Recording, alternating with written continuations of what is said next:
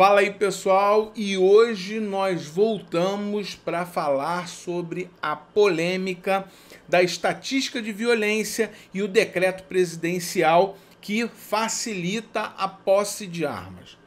Posse de armas é uma coisa completamente diferente do porte de armas. A posse de armas te dá o direito de comprar uma arma e ter uma arma em casa para você resguardar o teu patrimônio e a tua família. O porte de armas te dá o direito de você comprar uma arma, colocar com você e, se houver necessidade, você tem um armamento ali de pronto emprego para ser usado. Então, nós hoje vamos falar sobre posse de armas. O direito de comprar uma arma e ter em casa, tá bom? Só para a gente começar, em 1980, a estatística de mortes por armas de fogo no Brasil era de 8.710 mortes. Isso numa época em que a posse e o porte eram liberados. Então, a estatística de mortes era de 8.710 pessoas. E aí eu trouxe alguns prints aqui para vocês, começar a animar, né, esse vídeo. Antes de qualquer coisa, você já para tudo que você está fazendo, você se inscreve no canal, compartilha o vídeo com os amigos e não se esqueça, deixa aquele joinha aí que ajuda muito a gente. Não se enganem, o joinha só quer dizer que vocês gostaram do vídeo e que um próximo vídeo vai ser indicado para vocês. Não tem nada a ver. O YouTube hoje não paga nada por gostei, por like, entendeu? Tem muita gente que não curte, não dá o joinha, né, o gostei no vídeo, porque acha que isso ele tá gerando dinheiro pro YouTube. Não está. O que gera dinheiro hoje no YouTube são as propagandas que aparecem entre os vídeos e antes dos vídeos. Valeu, pessoal! Então vamos lá. Primeiro print que eu trago para vocês aqui é esse aí, ó. Em 2005, 63% dos brasileiros votam em referendo a favor do comércio de armas. Plebiscito em 23 de outubro, previsto no Estatuto de Desarmamento, dividiu famílias. Grupos ainda lutam para mudar a lei, seja para torná-la mais rígida ou derrubá-la. Então tem essa matéria aí que foi capa do jornal o Globo aí, né? Foi matéria do jornal o Globo. A matéria ainda dizia aqui, ó, ter ou não ter um revólver. A proteção que uma arma de fogo pode efetivamente oferecer a um cidadão é tema de debates calorosos há bastante tempo, causando desconfiança na opinião pública, enquanto um lado afirma que as armas compradas legalmente abastecem um arsenal de criminosos, que nunca foi verdade isso. O tráfico de drogas só se armou através do tráfico de armas. Nunca o tráfico de drogas se armou com armas da população, roubadas, entre aspas, da população. E são a causa de acidentes fatais.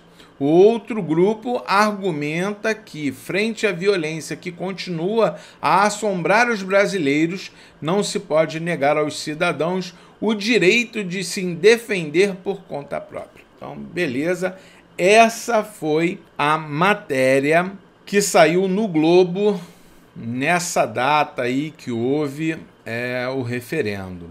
Em 2005, eu dei a estatística para vocês de 1980. Então, em 1980, as estatísticas por mortes através de armas de fogo era de 8.710 mortes no ano. De 2005 a 2012, a quantidade de mortos por armas de fogo chegou à casa de 42.416 mortos. Então aí eu vou mostrar um segundo print aí para vocês. O número de mortes violentas no Brasil cresce e chega a 63.800 casos em um ano. Tá aí a média de 175 pessoas. Que 175 pessoas morreram a cada dia em 2017. Essa aí é a estatística. estatística pavorosa, né? Existem mais mortes por armas de fogo no Brasil do que em todas as guerras que estão hoje acontecendo no mundo. Então, total são 63.880 mortes. E é o maior número desde 2013. Então, isso é punk para qualquer pessoa que possa ter noção do que é isso, né? O Brasil registra mais de 26 mil assassinatos só no primeiro semestre de 2018. Essa é a estatística logo do início do ano. Se nós confrontarmos, né, o que era 1980, chega a dar desespero.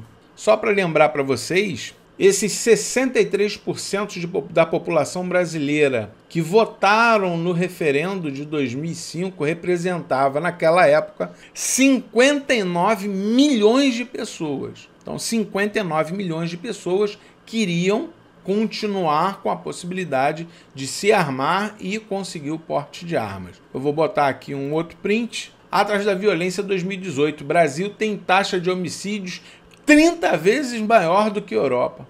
Isso é absurdo ao cubo. E na época que fizeram essa pesquisa, só em 2016 foram 62.517 assassinatos cometidos. Só na última década, 553 mil brasileiros perderam a vida por morte violenta. Isso daí o que está na estatística, né? Fora o que não está na estatística. Eu fiz aqui, se eu não me engano, tem mais um printzinho aqui para vocês. Vamos ver ele. Isso aqui é uma fonte do FBI, né? Falando que cerca de 40% dos americanos dizem ter uma arma ou viver em uma casa onde há uma arma. Segundo uma consulta feita no Instituto de Pesquisa Pew, em 2017, o país tem a maior taxa de homicídios com armas de fogo do mundo desenvolvido. Houve mais de 11 mil assassinatos em 2016. E aí, a gente, se vier aqui no outro print, em 2016 nós tivemos 62.517 assassinatos cometidos. Então, Estados Unidos, não é por nada não, é um paraíso. É um paraíso. É o país mais armado do planeta com uma estatística dessa. E eles ainda se consideram, coitados, o país que tem a maior taxa de homicídios com armas de fogo do mundo. Eles não sabem, eles não conhecem as estatísticas brasileiras, com certeza. E eles têm, assim, um grande cuidado, né? O FBI separa essas estatísticas do que chama de homicídio justificável, o que inclui a morte de um criminoso por um agente de segurança pública ou um cidadão comum, porque lá tem o porte de arma para o cidadão. Então, o cidadão comum em determinadas circunstâncias, né? Eles não são incluídos nessa estatística. Já no Brasil, ali tem polícia, ali tem marginal, que não deveria, né, estar contabilizado. O policial poderia estar até contabilizado nas nossas estatísticas. Agora, o marginal, lixo da sociedade, não deveria estar ali fazendo parte da estatística, e sim da estatística de morte por confronto com a polícia militar ou a polícia em geral no Brasil. Se é lógica, aí a gente vai falar a respeito dos intelectualoides que estão aparecendo aos montes agora falando sobre isso, né? Se é a lógica de quanto mais arma, maior a taxa de homicídios, o Uruguai é o país mais armado da América Latina. Então lá seria o quê? Uma carnificina, né? Porém, é o segundo menor índice de taxas de mortes por armas de fogo na América Latina. Ele só fica atrás somente do Chile. Então, para você ver, quanto mais armas você tem num país, mais tranquilo vive a população, menos índices de violência você consegue ter no país. E aí a gente entra também no trato ideológico, né? Que nós podemos perceber quando um Estado totalitário começa pelo desarmamento do povo. Assim fez Hitler, Mussolini, Stalin e Fidel Castro. Porque nenhuma ditadura sobrevive com uma população armada. Nenhuma ditadura sobrevive. Porque o povo tem o poder de resposta a essas ditaduras. E ditaduras essas que eu digo em relação ao que queriam implantar em 1964 no país, até através da ditadura do proletariado e de toda essa corja que tomou conta do nosso governo, que estava naquela época fazendo parte da guerrilha. Vi de Dilma, né, que era terrorista. Vi de vários que estão aí. Aloysio Nunes, que foi motorista de Marighella, e todas essas merdas que a esquerda produziu nesse país, né? E a própria ideia do desarmamento no Brasil veio da ideia de que o monopólio da força só deve ser do Estado. Então, só o Estado pode ter força perante o povo. Então, totalmente ideológico o que fizeram nesse país. Ah, mas o brasileiro não tem cultura, não tem maturidade para usar armas de fogo. Vide 1980, que tinha, e olha lá, 8.170 mortes no ano. Olha a disparidade. Hoje nós estamos com 63.880 em um ano. Olha o quanto mudou a estatística de violência no país. Esse mantra do desarmamento, ele é repetido por pessoas a favor dessas ditaduras, né? São comunistas, socialistas, que tentam influenciar somente jovens, porque nossos pais e avós sabem que não é bem assim como eles pregam. Então, se você quer saber como foi antigamente, como era o país lá nos anos de 1980, 70, 60, 50, você pergunta ao seu avô, ao seu bisavô, ao seu pai, que tenha vivido naquela época. Então, para você ter uma noção, em 1997, o porte nem era crime, o porte de armas, o cara estando ilegal, nem era crime, era contravenção penal.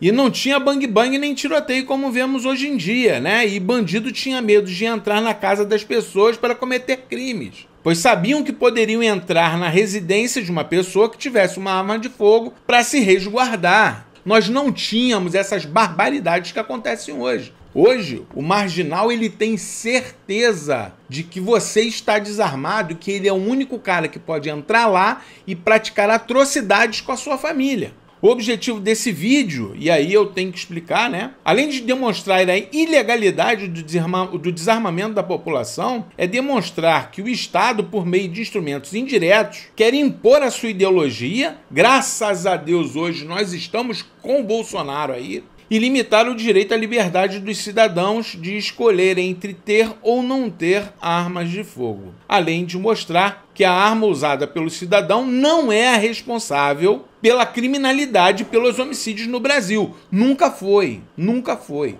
A arma que estava em posse de cidadão nunca foi poder de fogo para tráfico de drogas. O tráfico de drogas se armou através do tráfico de armas. Foi através da venda de drogas que eles se armaram. É igual o Benê Barbosa usa nas palestras dele. Carro passa e atira matando 4 pessoas. Carro dirigiu?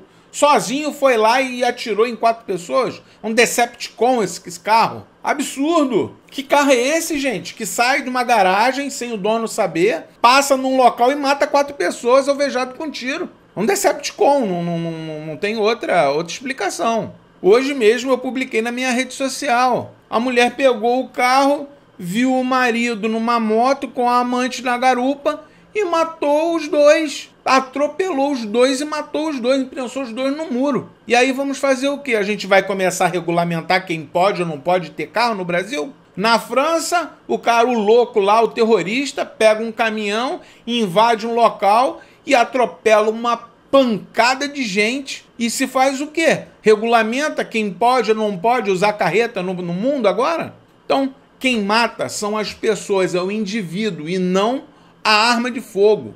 A arma de fogo simplesmente é um instrumento. Mas quem mata é o ser humano. É o autor do crime, é o ser humano, não a arma. A arma não tem culpa de nada. A arma na mão de um bom policial e de um bom cidadão, ele resguarda um outro cidadão e o patrimônio público. Temos que parar de culpar a arma, os presídios precários, a falta de oportunidade como causa de criminalidade. O problema está no indivíduo, na pessoa que opta pela vida ilegal. E mesmo que desarmarmos a população, transformarmos a cadeia num spa e todas as pessoas tiverem oportunidades iguais, ainda assim terá boas e mais pessoas, porque o caráter é algo inerente no homem. Como dizia Arthur Schopenhauer, as causas não determinam o caráter da pessoa, mas apenas a manifestação desse caráter, ou seja, das suas ações.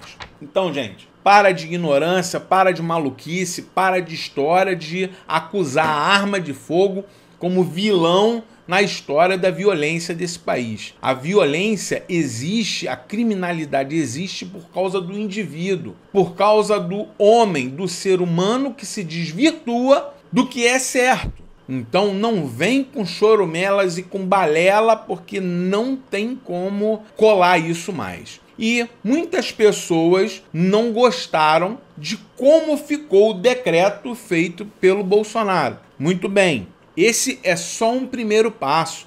Isso já é uma grande evolução para o nosso país. Então, em breve, o Senado, a Câmara Federal estarão falando sobre lei, como modificar essa lei. Também vai entrar agora o decreto presidencial a respeito do porte de armas. Então, o porte também não vai vir, vamos lá, vamos ser sinceros, não vai ser o suprassumo dos suprassumos, mas já é o primeiro passo para que existam mudanças nessa lei em algum momento. Não vamos esquecer que a caneta do Bolsonaro não é mágica, ele não transforma decreto em lei. Então a BIC não transforma decreto em lei. É só pensar nisso. Tá bom, pessoal? Fico por aqui. Espero que vocês tenham gostado do vídeo. Um monte de texto para ler. Eu não tenho teleprompter. Também não quero mais ficar falando de improviso, não. Às vezes o improviso é bom, em outros momentos não. Li uma pancada de texto para vocês. Aqui, uma pancada de texto. E usei agora uns printzinhos aí para uma enfeitada visual, né? Bacana, ficou legal no vídeo. Falou, pessoal. Um forte abraço para vocês. Tchau.